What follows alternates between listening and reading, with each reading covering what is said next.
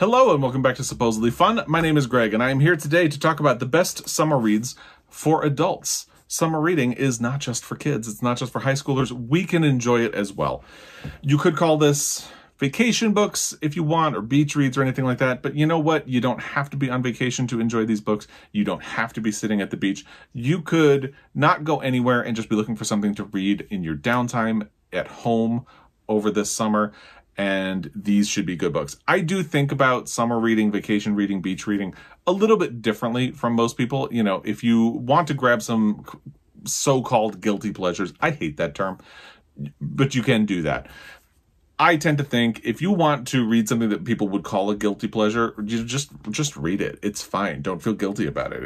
It's okay. But anyway, I tend to look at vacation reading or beach reading as an opportunity to get to things that I have been maybe wanting to get to for a long time, maybe things that I've been putting off. Because if, say, I'm going to be on a long plane trip, that might be the perfect time for me to pick up a longer book or a challenging book that I've been putting off, because I'm going to be a sort of captive audience. I don't like watching movies on planes. I am looking for something to occupy my time, and a book can be perfect for that. But again, if you're just going to be sitting at home on the couch, these could be perfect options for you. There's a mix of books that I have read. Most of them are books that I have read and pulled off my shelves. You can see a lot of empty spots on here. There are also some items that I've taken from my own pile of possibilities to discuss in this video. And I have a bunch of different categories. So hopefully, depending on whatever your mood is, there will be something here for you. And I would love to hear your recommendations for the best summer reads for adults in the comment section down below. The first category I have is project books. So these are longer books or more difficult books. So if you've been thinking about getting to something that is, a much longer book or could potentially be a lot more involved, these are the books that could potentially be for you. And the first one is Lonesome Dove by Larry McMurtry. I loved this book. I read it as part of my Pulitzer Prize project. I did a whole video on it as part of that. It will be linked down below. And I just think it's a great book, but I also think it is a sort of quintessential summer reading experience. It is a chunky little monkey, but it goes by very quickly. Larry McMurtry is a great writer. The characters are fantastic. So these pages fly by. And it's got everything. It's got love, it's got death, it's got drama and betrayal and all kinds of stuff. If you're rolling your eyes because you don't like Westerns, hear me out. Because this is a novel that takes on the form of a Western in order to call into question a lot of the things and the tropes that Western novels stand for, which is kind of subversive and a lot of fun, I think. And if you like Westerns and you just heard me say that and you're rolling your eyes, no, hear me out, because a lot of that stuff is at the subtext level. So you could absolutely read this book and not really think about it too much and just enjoy a great Western. But if you look under the surface of it, you will find a lot of critiques about American history, what we have done as we took over land to the West, and all of that stuff. There's a lot of rich detail to be found in this book. And again, it is a tale well told with great characters, and it has everything. It's a great summer reading experience for me as well. So that is my first recommendation. And I think you could, this is a great book. And it is a great summer book as well. Sticking with the long books, we have The Love Songs of W.E.B. Du Bois by Honorée Fannone Jeffers. I finished this book earlier, and this is another chunky monkey. I will say, it's a little bit slower as a read than Lonesome Dove is. However, I think it's absolutely fantastic. It's compelling. It is fascinating. And again, the writing in here is really good. It does cover some very difficult subjects. It deals with racism. It deals with feminism and a whole lot of other topics that are ingrained into the soul of America, but which people don't typically like to address. It is an epic, but Honorée Fannone Jeffers refers to it as a kitchen table epic, which means that she is shining a light on things that typically are not given grand attention in the literary form, and she's giving them that attention, and it's really great. And this is a surprisingly funny book, as well. The characters are fantastic, and their personal relationships are so carefully crafted. I love this book, and I think you would too. And if you're looking for a project, again, what a perfect time to jump into a long book. I really thought about which book by this next author to choose, and I almost went with a different one, but I decided to stick with the soul of the project heading and go with Beloved by Toni Morrison. I almost said Song of Solomon because I think Song of Solomon is probably my personal choice for favorite Toni Morrison book, but Beloved is the Pulitzer Prize winner. I have a whole video about this one as well, so it will be down below. And I think it's just an important book, and I think a lot of people tend to get intimidated of it because it is a challenging read. It is intended to be a challenging and somewhat unpleasant read because it deals with very challenging and unpleasant topics. Slavery and racism. So it's sort of deliberately prickly, and that can be difficult. But we're looking at project books, so why not? If you have been hesitant or intimidated to jump into a Toni Morrison book, because I get that comment all the time, maybe read The Bluest Eye first. It's a heavy book in terms of subject matter, but it doesn't have the level of symbolism that Song of Solomon or Beloved do.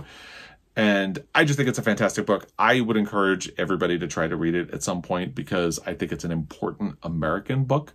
And if you're looking for a project for the summer, you really can't go wrong with Beloved. The next category is thrills.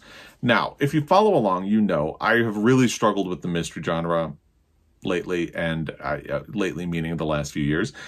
I used to read a lot of mysteries and thrillers, and I don't really anymore. I just have problems with the genre. And I've discovered that I like more classic style whodunits more than the current fad of like the psychological thrillers where you have an unreliable narrator who's probably dependent on some kind of substance. I don't like those. I don't want a book that's just going to mess with your head. I want them to just mess with your head in terms of there's a mystery to solve and they're going to try to solve it. So in that spirit, A is for Alibi by Sue Grafton is the first in the Kinsey Milhone series. This is my old faithful. I love this series. Kinsey Milhone is fantastic. Sue Grafton is a great mystery writer, and she does a great job creating this character of Kinsey Milhone that I love. Of course, it's a series. The quality varies as you go from book to book. And again, A is for Alibi is the first. Obviously, they all follow the alphabet.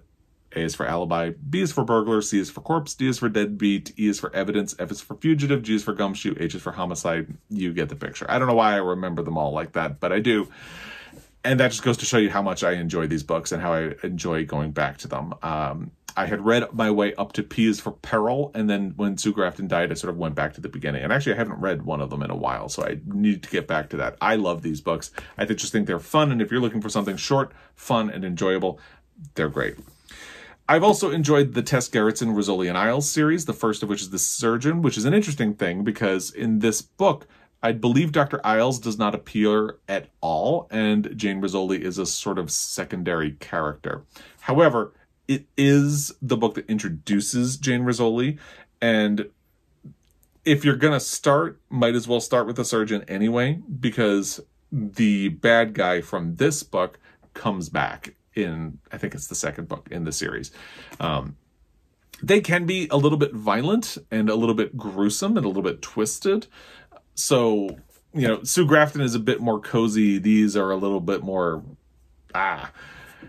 And again, the quality varies. The quality varies a little bit more wildly than the Sue Grafton series, but I have enjoyed these because I love the characters of Jane Rizzoli, the detective, and Dr. Isles, the medical examiner who works with her. Very different from the TV show. If you ever watched Rizzoli and Isles on, I think it was TNT, very different. So don't go into this expecting that.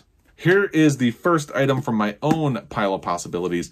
I've heard a lot of really great things about Elizabeth George. I believe A Great Deliverance is the first of her novels that deals with Linley, who is, I believe, the detective that she follows throughout a lot of her books. So at some point, I need to get around to reading this. I just have not yet. But from everything I've heard, she seems like the type of mystery author that I would enjoy.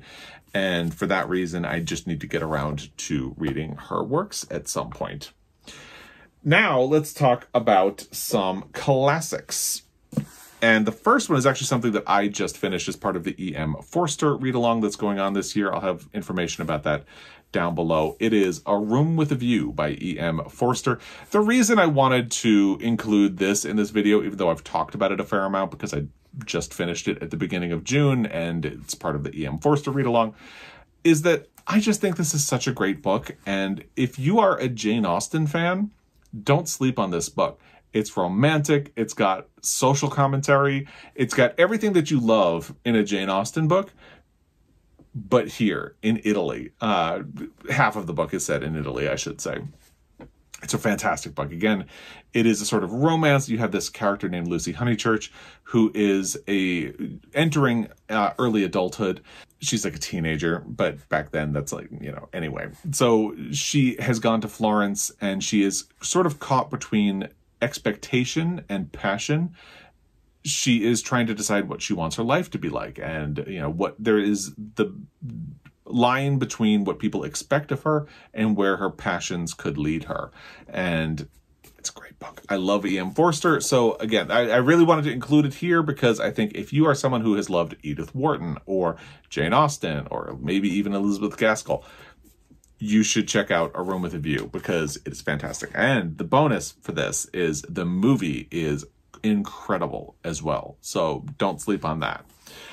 And then another book that I read earlier this year, Fanny Herself by Edna Ferber. This is such a relatable book, even though it was published in 1917, so over 100 years ago. Everything in it feels as urgent today as it did when it was published. You have Fanny, who grows up with her mother, who runs a shop. They make sacrifices in order to keep the shop going and to be part of their community. And they make sacrifices for Fanny's brother to support him because he is the male in the family. And that's the way things worked back then. So Fanny has to deal with the fact that she is a very capable person, but her brother is the man. So she has to sacrifice for him. And eventually she has to try to decide how to balance her own personal interests with her ability to make money. And she kind of loses her way a little bit, but it's such a good book and it's very funny. I loved it so much. So I would very much encourage you to try it if you're looking for a classic to read this summer, because A Room with a View and Fanny Herself are totally readable. Totally readable. Not difficult to get through at all. Just fun, but not frivolous at all either. You could get a lot out of them. And then let's talk about something from my own pile of possibilities. The Man Who Loved Children by Christina Stead. I have a hardcover copy of it. I just haven't gotten around to reading it. And I've heard so many really good things about this book. And I need to do it at some point. So if you are in a similar boat, maybe let's let this be the encouragement you need to get to that book as well. And hopefully I'll be getting to it soon myself. Now let's talk about short story collections. I can't talk about short stories without mentioning my beloved The Secret Lives of Church Ladies by Deesha Philyaw. I love this book. It's not that long either, so this is something you could do. The benefit of short stories. I know a lot of people have a bugaboo about short stories. They don't like them. That's fine. I am a fan. I would encourage you to try. Because the benefit of a short story, if you are going on vacation or if you just want something to check in and out of over the course of a summer, is that you can read a short story, put it down, and if you don't get back to it for about a week, it's fine. It's totally fine. So you can have that sort of reading experience. You can have a little bit more leeway to pick up and put down the book. And this is a fantastic collection. I've been singing its praises since I read it. And I don't want to spend a whole lot of time talking about it again, but this is a truly tremendous book, I think. I almost wanted to put Night of the Living Res by Morgan Talty on there, which is a new obsession of mine since last year, but I know a lot of people read that at the end of last year.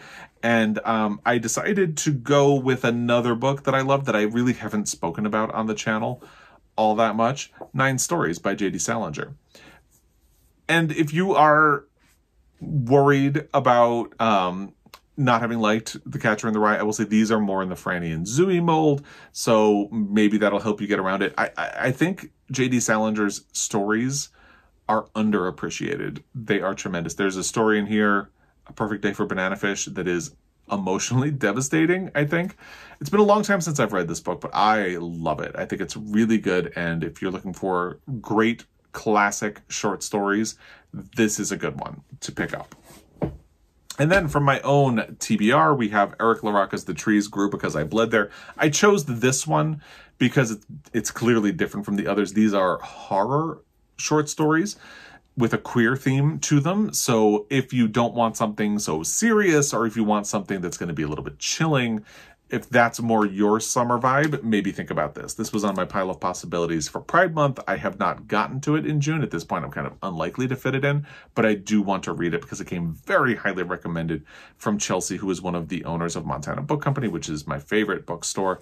And she has earned trust with me with many great recommendations. So I would love to get to it at some point. And if this is more your vibe for a novel, then maybe think about getting to it in short story form. And then we have short books. Not short stories, just short books. You call them novellas if you would like. I almost put Small Things Like These by Claire Keegan, but because that is set at Christmas time and it's very cold, it doesn't have that summer vibe that we're going for here, so I went with Forster instead. This is even set, I think, over the summer. I prefer Small Things Like These, but I know a lot of people have actually preferred Forster. So definitely check this out. Claire Keegan is a tremendous writer. I think she's really great, and she excels at this form. She is really good at drawing you in and giving you stakes in such a short amount of time, and then she just leaves you feeling like you've been punched in the chest in the best way possible. I love it. I love her, and I'm really looking forward to whatever gets published here in the US next from her. But yeah, definitely think about checking out Forster by Claire Keegan. I have also talked about Train Dreams by Dennis Johnson before because this was a finalist for the Pulitzer Prize in 2012. However, that is a wild year because even though there were 3 finalists, they did not choose a winner. I did a whole video about it. I'll have it down below, but this is the book that I think really should have won that year, and it's kind of infuriating to me because it was right there as a finalist, and somehow it didn't happen. It's mind-blowing, it's annoying, it's terrible. This is a really great book. Dennis Johnson is a great American author. He is gone now, and it's a shame.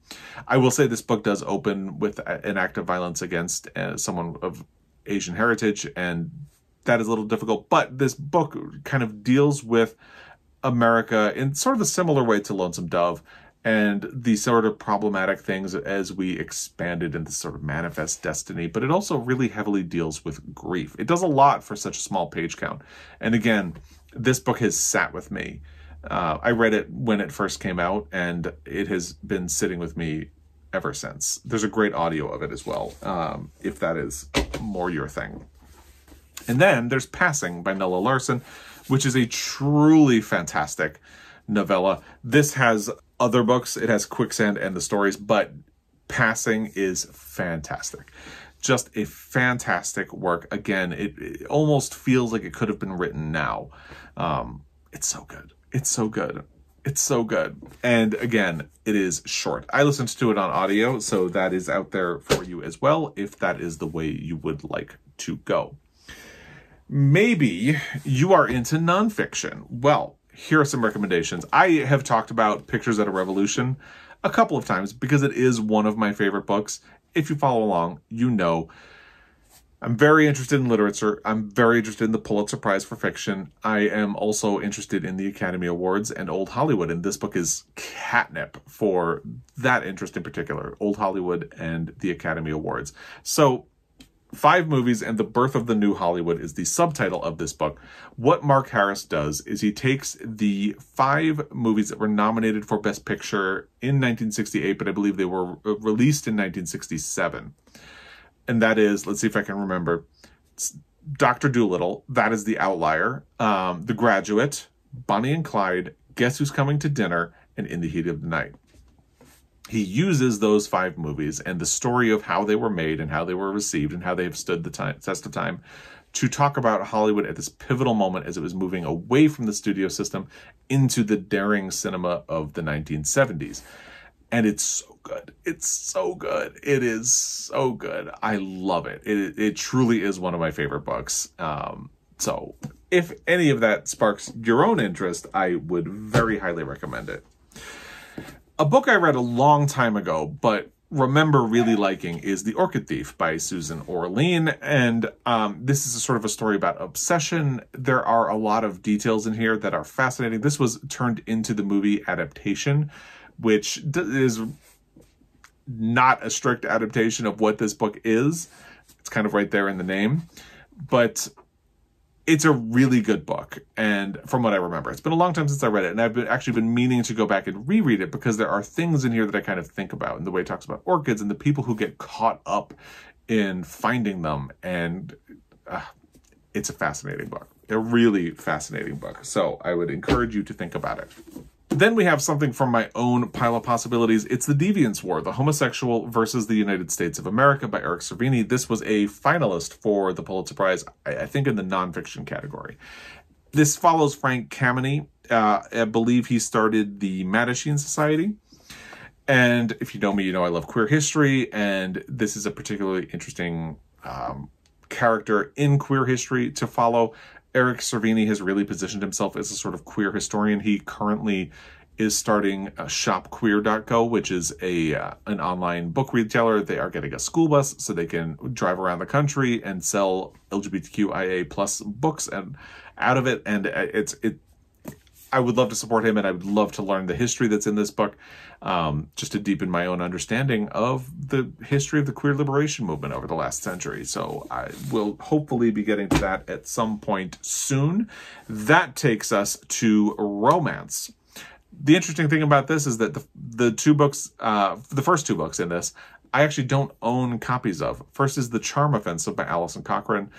I know she's a popular author. Odds are you've probably already read her, but this is a really cute book. And what was most surprising to me about that is this does not sound like a book that I would want to read at all, because basically it is set during the filming of a show that is very similar to The Bachelor. And I do not watch The Bachelor, hope never to have to see an episode of The Bachelor.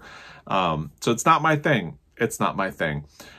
However, the man who goes on this season of this Bachelor-ish show struggles with anxiety, and someone who works for the show is sort of assigned to be his handler. And they develop a bond and a rapport during the course of filming because they learn to trust each other. They develop this very strong relationship. Of course, that leads to romance, because why else would we be here? And it's really sweet. It's really cute. Again, I love romances where they develop a genuine relationship and you can see how they fit together and how they sort of challenge each other. And I love that. And it's also a really sweet story, and it deals with mental health in a very empathetic and compassionate way. I would totally recommend it. I would also kind of encourage you to do Kiss Her Once for Me, which is the other book Alison Cochrane has published. However, it is a holiday themed, and I didn't want to just go all in on holiday themed romances, because my next one is The Geek Who Saved Christmas by Annabeth Albert. And like, you're probably rolling your eyes. I get it. Christmas in July is kind of a thing. If you're like, I love a queer romance, and I love a queer holiday romance. It lives in my heart all year long, so don't judge me too much. And this, again, is just a really cute book. It's about neighbors, one of whom does not typically decorate for the holidays, and the other one is all in on decorating for the holidays. He is trying to get the whole neighborhood involved in holiday things and holiday goings on and celebration. And the guy who doesn't decorate the house has his brother coming. And this is a very important visit. The brother wants to propose in this house where they grew up, but he wants it to be like the perfect Christmas engagement. So, of course, the guy who doesn't decorate hires the neighbor who does, and, you know, romance develops. And it's a really cute, surprisingly deep romance between these two men. And, of course, it has all that holiday cinnamon bun energy that I love. So there it is. And if you're rolling your eyes too much, then fine. Here's Aristotle and Dante Discover the Secrets of the Universe by Benjamin Alire-Sens. Just a really cute book about two young boys in high school in the late 1980s. Even including it in the romance category is a bit of a spoiler at this, but, you know, the fact that there is a sequel out that has been out for a couple of years at this point, and the movie is now out-ish, kind of. I really want to see it, but it hasn't come to anywhere near me right now. You know, there's no way to talk about it without kind of spoiling where things go. So these boys form an unexpected friendship that leads to revelations. And it's really sweet. It's such a great book. I would highly recommend it to you. Maybe you're looking for something funny. And if that's the case, you really can't go wrong with Fried Green Tomatoes at the Whistle Stop Cafe by Fanny Flagg. I read this book a couple of years ago and just loved it. I have been a fan of the movie since the movie came out, essentially. But I just love the book. It's so good. It's very different from the movie. The ending in particular, no spoilers, but yeah, that's a sort of tease to get you into this. It is so funny. It is so sweet. The characters in here are so good. I've only read one other book by Fanny Flagg, which is actually the sequel to this, and I'd say skip the sequel. It's not worth your time. Somebody recently told me that Daisy Faye and the Miracle Man, I think it is also really good. So I need to read more Fanny Flagg, but this one is just fantastic. It's about friendship. It has a queer element. It's about family. It's about small town America.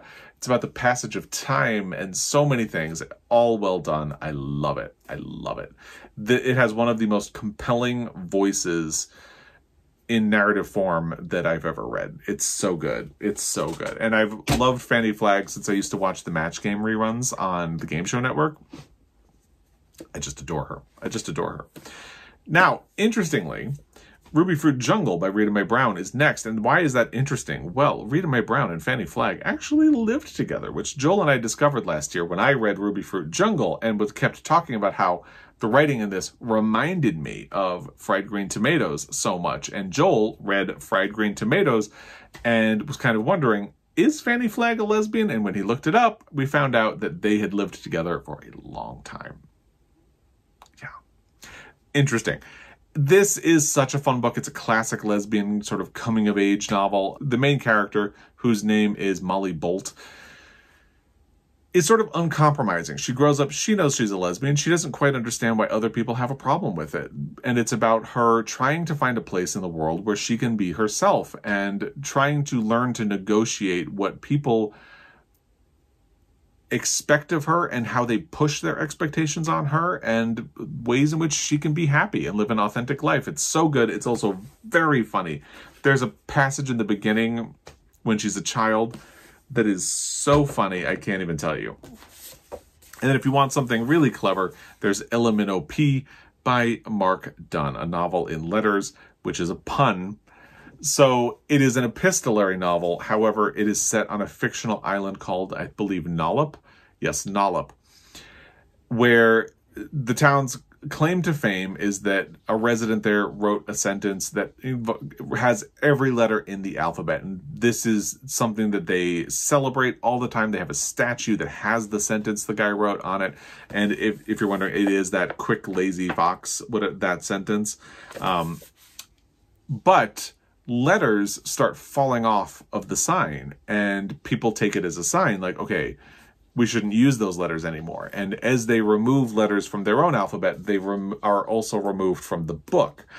And it creates this satire that's, I know people don't like satire. It's almost Orwellian, but it's too cute to be Orwellian. And it's a fun book and it's a very clever book. So definitely, if you have not read this, dive in and have some fun.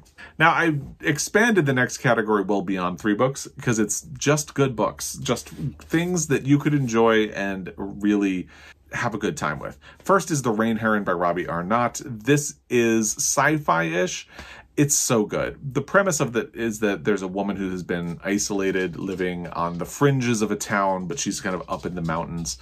And another woman who is running a sort of military group shows up and believes that this woman who's been living in the mountain can help her find the mythical rain heron. and sort of coerces the woman into helping her. That is that is the description of this book on the back. All of that happens in like the first 50 pages. And I can't talk about anything that happens after that, because part of the joy of this book is seeing how it spins out over the rest of the narrative. And it is so good. It is so good. So good. I just absolutely love it. I've been talking a lot about the Poisonwood Bible lately because Demon Copperhead just won, or co-won, the Pulitzer Prize for fiction. And I think a lot of people are reading Demon Copperhead right now, but I'm still encouraging people, if you have not read the Poisonwood Bible, catch up to this book. It was published, I think, in 1999. It's fantastic. I need to reread it myself, but actually I know people who have been reading it. I have a really good friend who's reading it right now, and she is loving it. It's so good. It's about a family that goes to Africa as missionaries, and when they get there, of course, kind of predictably, they find out that they are wildly out of their element, and they actually have positioned themselves as experts in a situation where they actually do not understand the way this culture works, the way society works, the way nature works in the area. And it's such a good book. I would absolutely recommend it to you. Then we have a book I have not had much opportunity to talk about on this channel, War Trash by Ha Jin. This was a finalist for the Pulitzer Prize the year it was published. I can't remember what beat it, but it also won the PEN/Faulkner Award. I haven't read it since it came out, but this is a war novel. The protagonist is a prisoner of war, and he is sort of caught between two roles because he speaks English, which gives him an advantage over the other prisoners because he can communicate with the guards at this prisoner of war camp, which has atrocious conditions, by the way. But him communicating with the guards makes all of his fellow prisoners suspicious of him.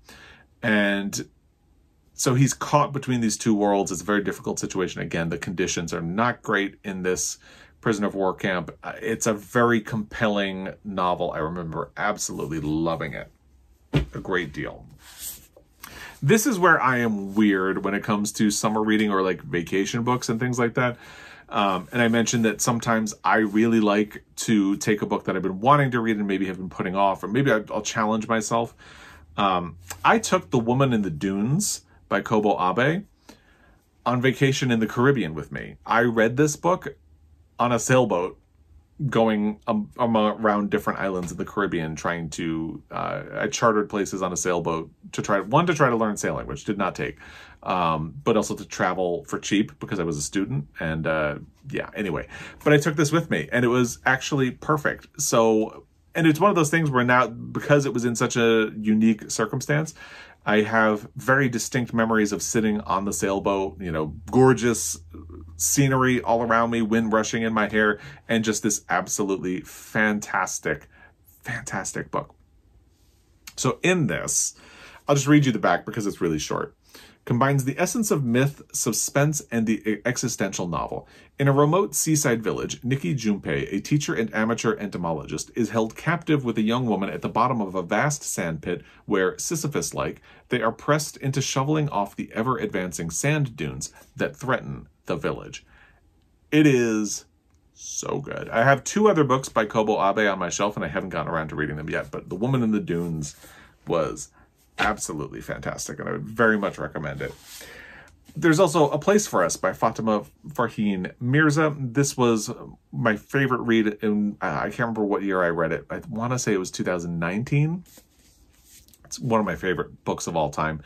It is about a family. The sort of premise is that one of the sisters is getting married, and she invites her brother, who has become estranged from the family, to the wedding. That's sort of the marketing copy on the inside flap, if I remember, but the story is much more complicated than that because it tells the whole history of this family. It moves back and forth in time. It shifts perspective among the family members, and sometimes the family members will cover the same event, but you see it from a different point of view, and it makes you realize something about what happened. It is this beautiful novel about family and expectation and how even family members who love each other can be sort of driven apart and make mistakes that over time, small cracks in a foundation lead to big cataclysmic events.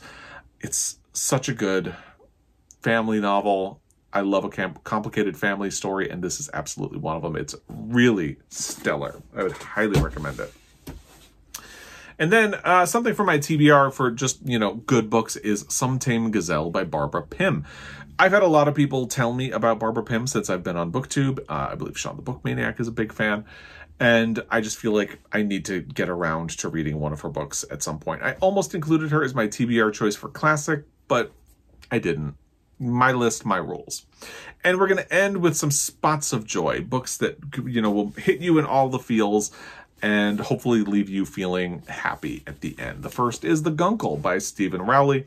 This book made me cry because it deals with grief, it deals with family and, processing grief and finding ways to continue. But it's so good. So the protagonist, obviously, is a gay man who is an uncle. You can guess that. He is charged with taking care of his nephew and his niece for the summer while his brother had married his best friend. So not only has he lost a sister-in-law, he's lost his best friend. And while she was dying, his brother became hooked on painkillers. So he checks himself into rehab and leaves his children in the care of his brother. And it deals with grief in very smart, intelligent ways that help me process my own grief that I've been going through. But it's also just a fun book, and it's really sweet, and I can't recommend it enough. It's really good. And then there's Camp by L.C. Rosen, which is going to be, I believe, adapted into a movie directed by Billy Porter and starring Billy Porter probably as the counselor. So in this book, it's sort of a YA romance.